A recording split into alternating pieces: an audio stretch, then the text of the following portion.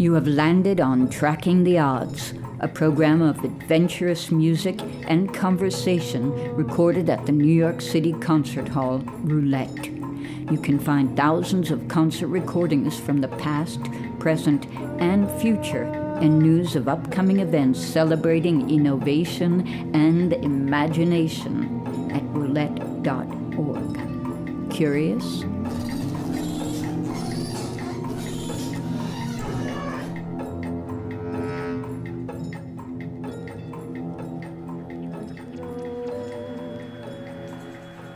Welcome to the second episode of Tracking the Odds, the Roulette Intermedium podcast. My name is Susan James. I'll be your host for this edition. Today we'll focus our listening time on Haitian-born sound artist Val Jeanty, an electronic music composer and improviser whose work has been presented here at Roulette, as well as such venues as the Whitney Museum, Brooklyn Academy of Music, and several festivals in Europe. She joined us in the studios of BRIC Arts Media in Brooklyn to talk about her work and the unique story of its roots.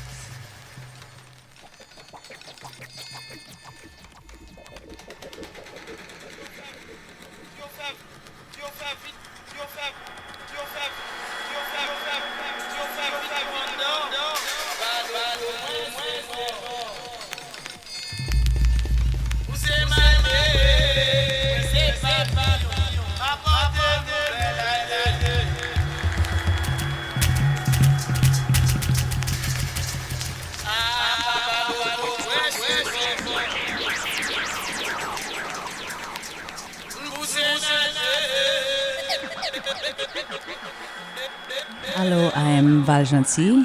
I'm electronic music composer from Haiti. I work with different mediums, mostly electronic, but also organic. And what I mean by that is the organic part would be my culture, which is the Vodou culture, and the electronic part would be the instruments that I work with, like the chord wave drum, turntables, all kinds of little gadgets. But yeah, I'm a composer working with the spiritual element and electronic element, and working also with my culture, with which is the Vodou culture.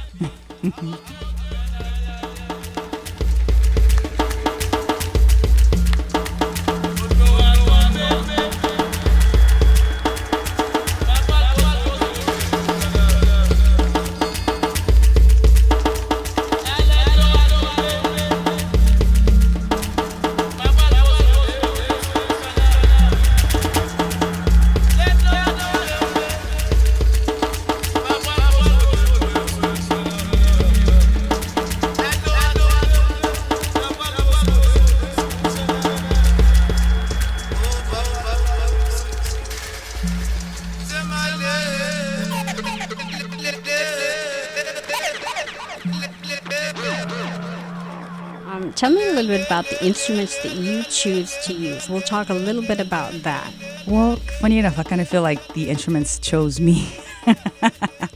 But the main one that I chose, I think also chose me at 4 years old.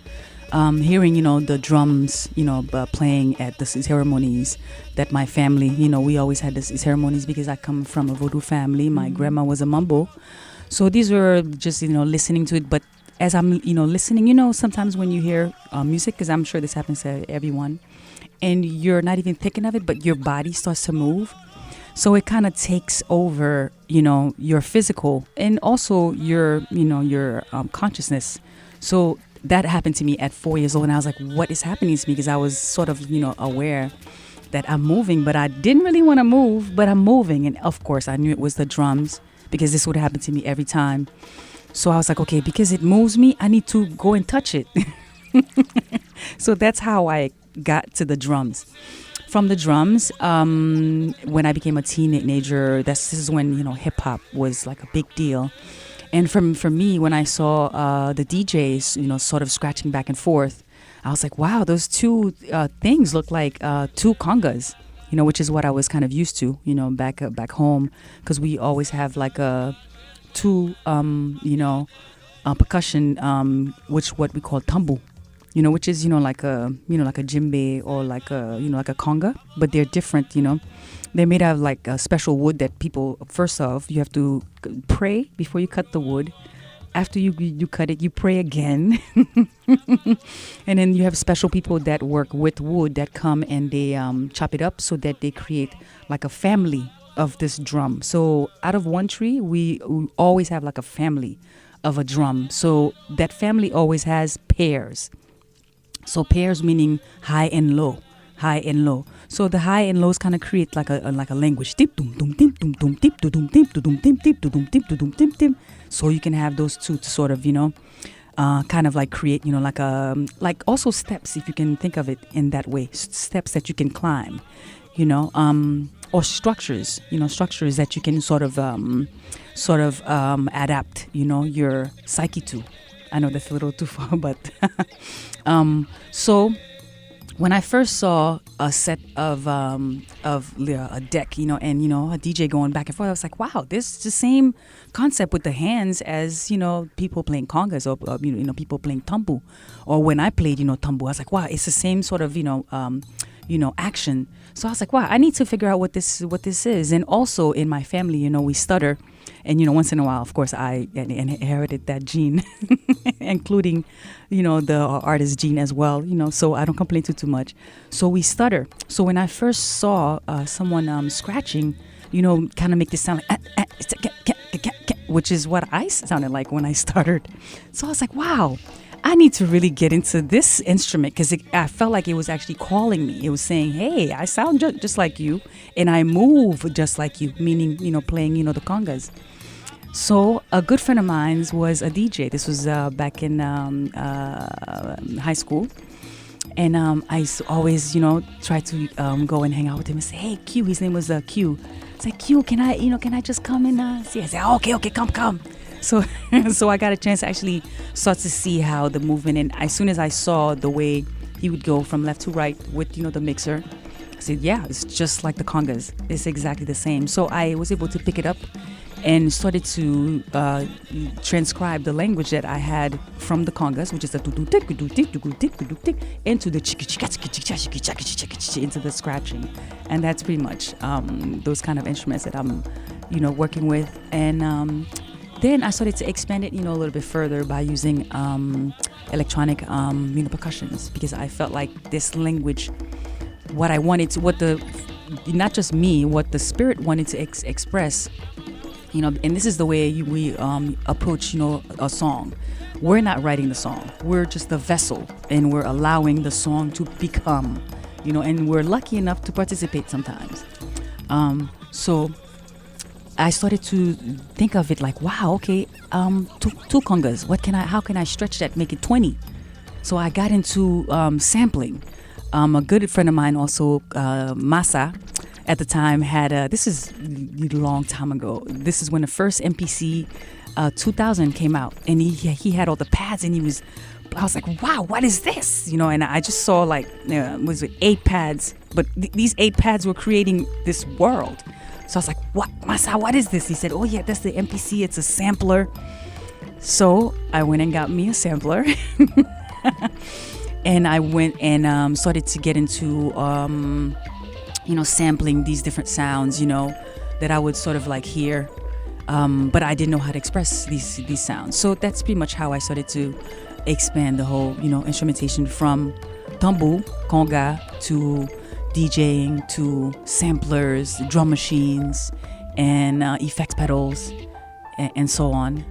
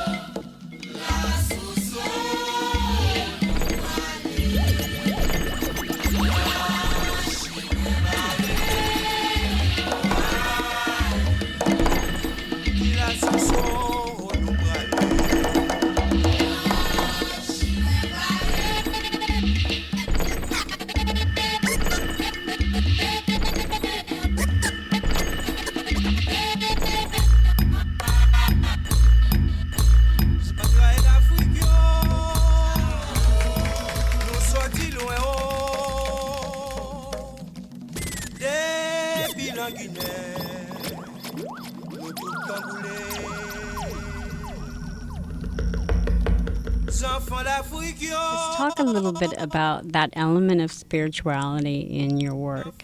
As we were talking about before off mic, talking about seeing it as possibly a prayer language, what term would you use? Oh, well, for what I do, it's all prayer. And I also look at music as, sort of a prayer, because it's part of an expression. But for, what I do specifically, it's always, a prayer. It's always a prayer. Vodou, the Vodou culture, anytime you hear someone singing, they're singing about a prayer. They're actually singing a prayer, which you can also kind of like speak out. But the singing, because it's tapping into certain frequencies, they usually sing the prayer so that you can sort of get into this natural state that we can access through sound.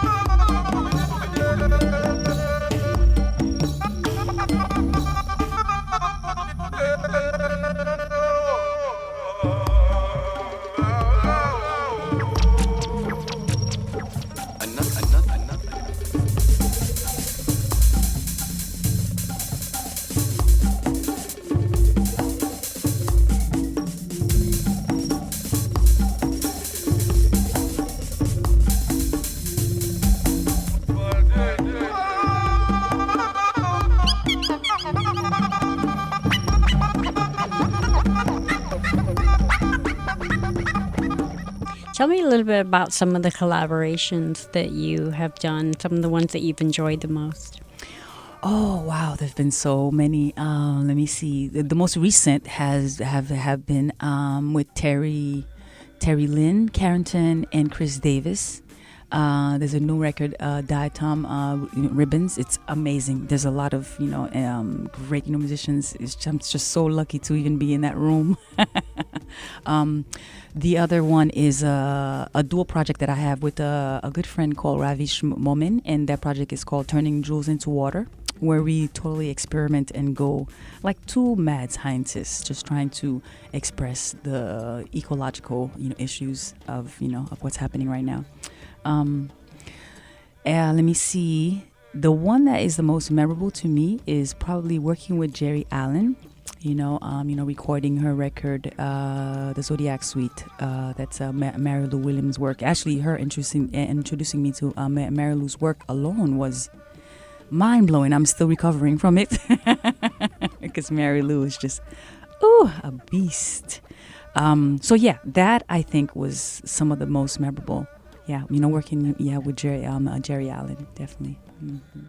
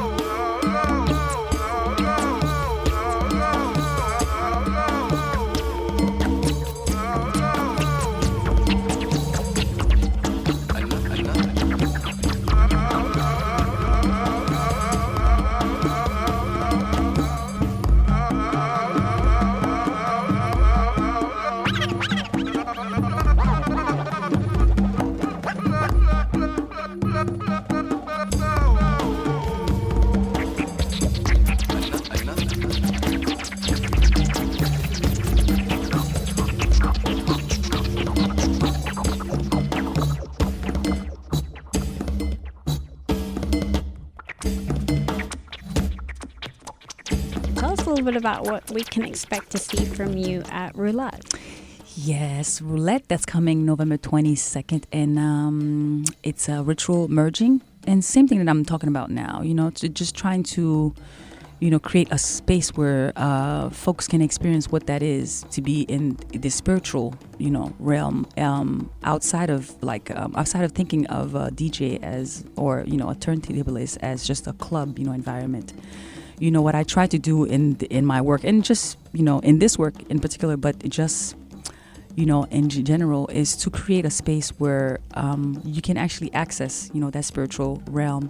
So I have a great friend and great artist, Marisha Scott, who is working, with me. So I always feel like, the body expresses that, that spiritual thing that, we can't explain, and that's the same, feeling that I got when I was very, very young, and it just kind of pulled me. I feel like we all have that. We don't know how to explain it, but it just happens, to us. So I feel like I'm working with dancers. Actually, I can express that in a certain way. So Marisha Scott, she's gonna be painting my dancers. I have 4 dancers. I'm trying to get 5 dancers in that space. So the audience will be in the space with the dancers, and the dancers will be moving around them, and they will be working with the spiritual aspect that's going to be happening for that day, which is like a total merging of Voodooism, Hinduism, and also Buddhism, which I study all 3. Of course, I'm fortunate to be Haitian, so Vodou, I got that down.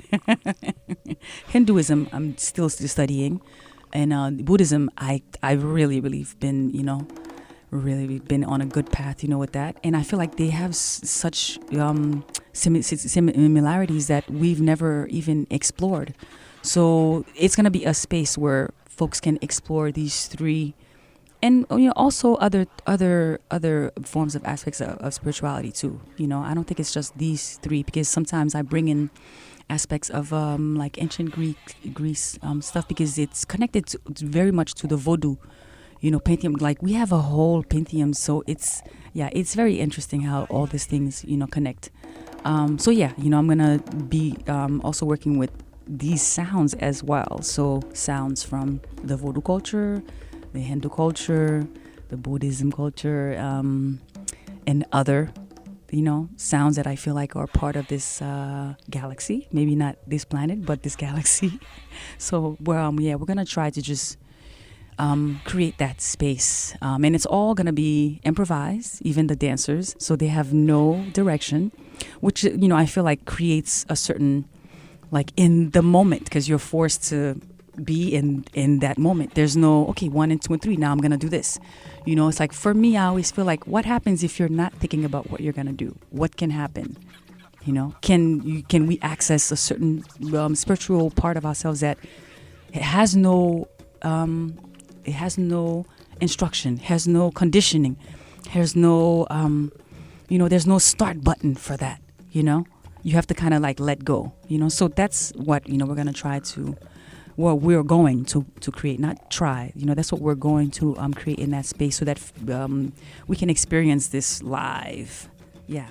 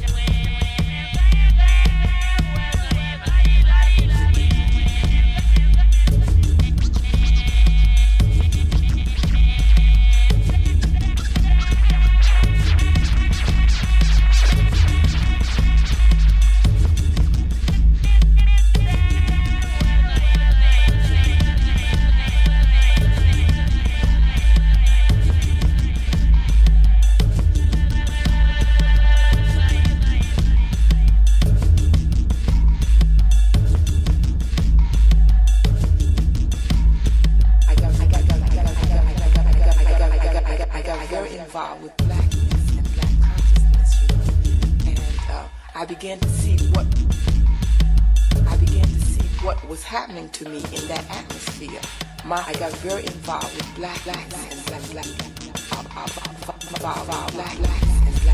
When we talk about improvisation, it just sounds like you have such a firm grounding in that, and that you really trust your belly when it comes to that. Would you say so? Yes. I definitely trust the channel that I'm open to. Yes, and I definitely feel like it's not me. It's definitely not me. If it was me, it would be a mess. But it is a thing where you have to like surrender to your higher self, to the universe, because I feel like the universe can express itself through us if we just take the human side and just go to the side just a little bit and just like allow ourselves to be open.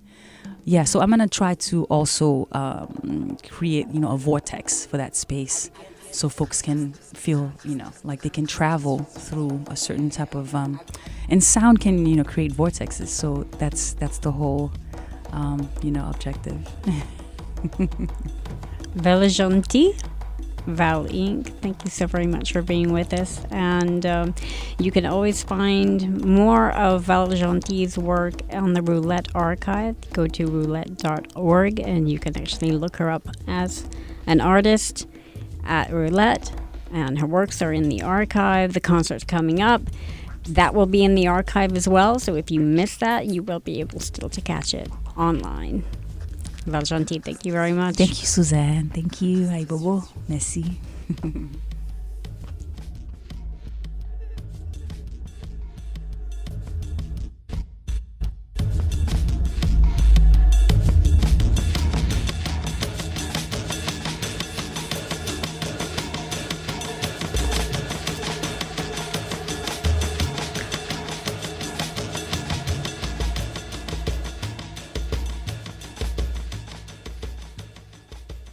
Tracking the Odds is a production of Roulette Intermedium. This project is supported in part by an award from the National Endowment for the Arts.